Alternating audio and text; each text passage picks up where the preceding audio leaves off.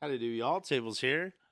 We have our update. I guess this would be day 4, and I kind of want to start off going over one of the shortcomings that I've noticed as I've leveled this league, and that is once you hit red maps to about I really as you progress through red maps, um, if you aren't swapping to your annihilating staff and you are getting your your resistances up and slowly moving towards your in-game setup, getting your cluster jewel, right? Finding some very cheap, single passive megalomaniacs, just as like the entry level megalomaniac.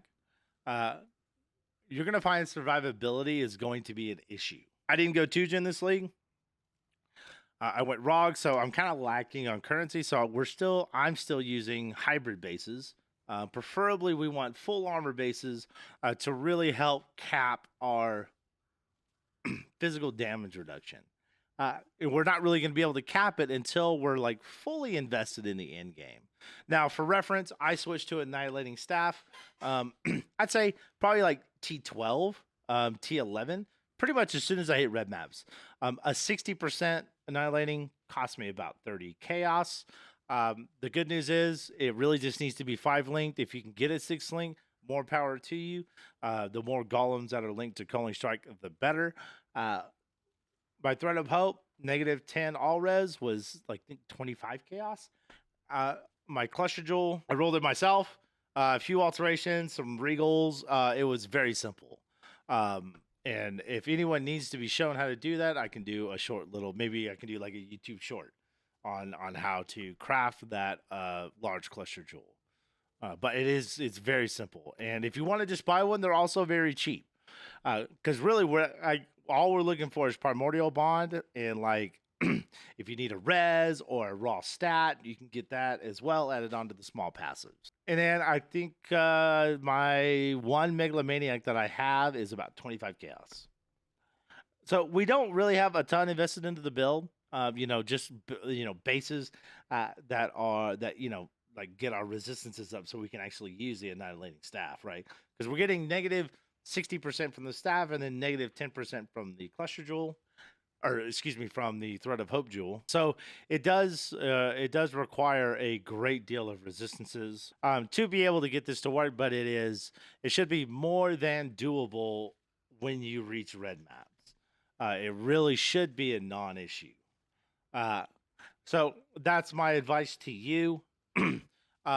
Legions and expeditions early on can be very rippy, especially with some of these hasted rares, and very specifically some of the Legion rares that just like hop around and like charge at you and like slam on top of you. You will get one shot a lot. So when you're going through expedition, this early when your damage isn't as insanely high as it is when you fully invest, if I see a Soul Eater rare, I just skip it.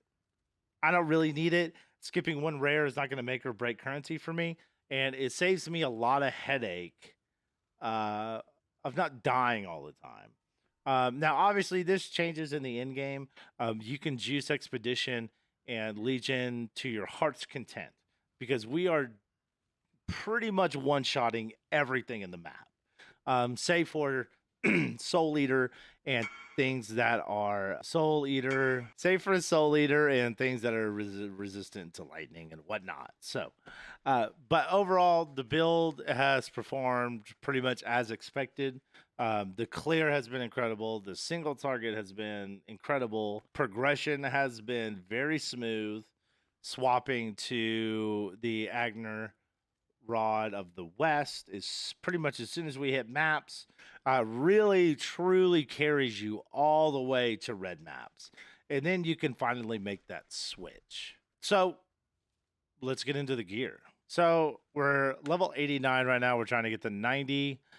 This is our in-game tree at the moment. We do have our Thread of Hope set up. Picked up Heart of Thunder, Breath of Lightning, got our Golem Commander and whatnot. Here is our Megalomaniac. Eventually, you will want to go back and get one that at least offers one more notable. instead of just the like the single primordial bond. Uh, but like I said, until more people start doing delirium simulacrums, and like people can start stocking that trade pool of megalomaniacs. Um, it's absolutely worth just getting like a basic single notable megalomaniac to fit your needs. We also picked up our Anima Stone, which will eventually go in this spot, replacing this jewel, and then our other megalomaniac will go here. And that's pretty much it. This whole setup is the way I had it in 3.20, and it worked out really well. So we're just kind of waiting to finish off that round of stuff. And as far as our gear goes, here is our Annihilating Staff. Eventually, with the changes to Crucible, I'm hoping that I will be able to get this fitted with a passive skill tree. Maybe we get lucky. If not, looks like we're buying another one until we get one with a good passive skill tree. Mostly, we have 2 hybrid bases and 2 pure armor bases. These are really, truly interim pieces. These are not what I'm going to be settling with. I haven't done a lot of work with Ickers and anything like that. So we're missing quite a bit of power there. We're also not running dual curse as of yet because I don't have lightning exposure on hit on my gloves. Just a really basic 6-link that does not have our 6-link setup. That is going to happen when I get this thing leveled up to level 3, and then we can make the switch to the in-game jewel setup. We are also, these 3, we're waiting for these to get leveled up so we can try and Val them and hopefully get a 2120 Val arc. That is the goal. You can actually sustain Righteous Fire right now. You can sustain it if you have your golems, right? So now that we have all of our golems out and all of our buff effect, we're at about 1,025 regen. That's a lot. That's a whole heap.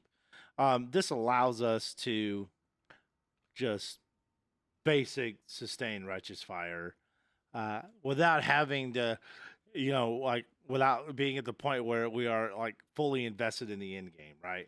And so this can be really nice. So you can do two different ways. You can be a little bit less tanky, obviously, because you're not going to have a ton of regen with Righteous Fire active, but you'll get a lot more damage.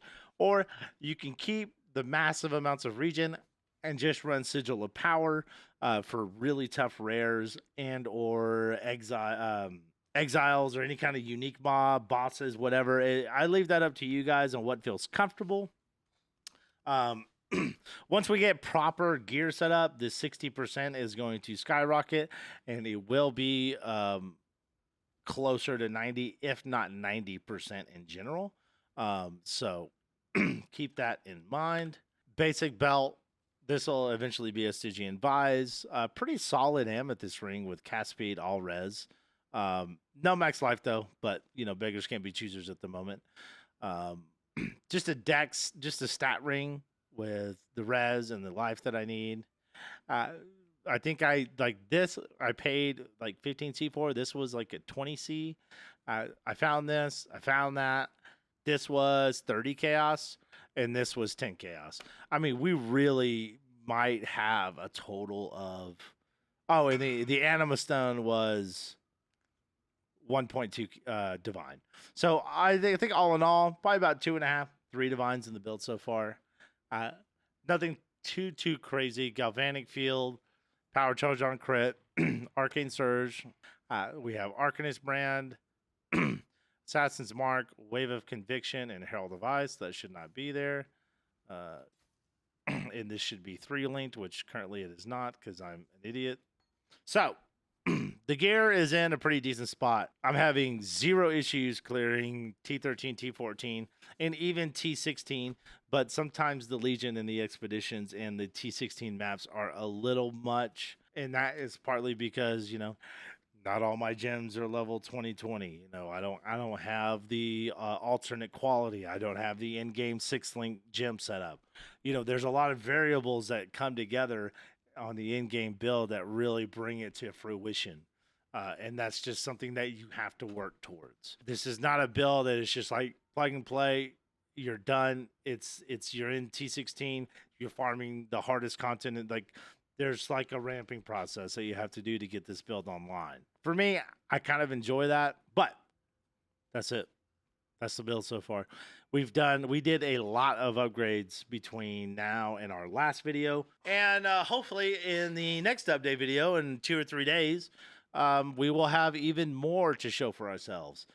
It has been an insanely lucky league start for me. I've gotten 3 raw divine drops in maps, plus some really, really good sales. And, you know, I've been giving away currency to my boys to help them out.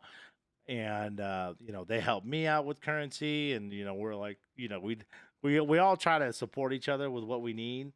And not ask for anything to be repaid. We just help each other. And so it's been, honestly, for me and my group, it's been a heck of a league start. Once I get most of my gear situated, we moved to dual curse. I'll probably start working on my flasks. Start getting those automated. Definitely recommend keeping a divine flask just in your inventory in case you run into a mod that you can't get rid of, but you still want to run the map, such as like reduced effect of auras. The divine mana flask will come in handy, and you can absolutely do players cannot regen maps, but they are a bit annoying, and you are taking a risk. But they are doable. I do them sometimes. So that's it, guys. I hope that you guys who are playing the build, I hope you guys are having a great time. Please, if you have any questions, hit me up on Discord. Link is in the description, and or my Twitter. If you guys like this video and like the updates, do me a favor. Like, comment, subscribe, all that good stuff. I would love to hear what you guys think. And if you need help, just hit me up. I'm always here to answer questions. So with that said, you guys have a good rest of the day and a good rest of the week. And I will see you guys in the next video. Take care of yourselves. Be good.